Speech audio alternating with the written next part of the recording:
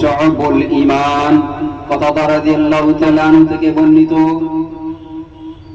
ইযা দাখালতুম বাইতা ফাসাল্লিমু আলা আহলিহি, ঘরে প্রবেশকালে ঘরে বাসিন্দাদের সালাম করো।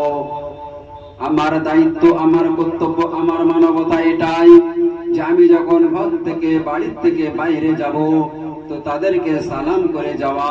ওই রকম আমি যখন বাইরে থেকে বাড়িতে ঢুকবো, ঘরে ঢুকবো, তো আমার মানবতা, আমার দায়িত্ব, কর্তব্য হচ্ছে এটাই, তাদেরকে সালাম করা। আমি যদি আগে সালাম করি, আমি একটা সুন্নতের উপর আমল করলাম। আমি যদি সালাম করি, আমি একটা সুন্নতকে জীবিত করলাম।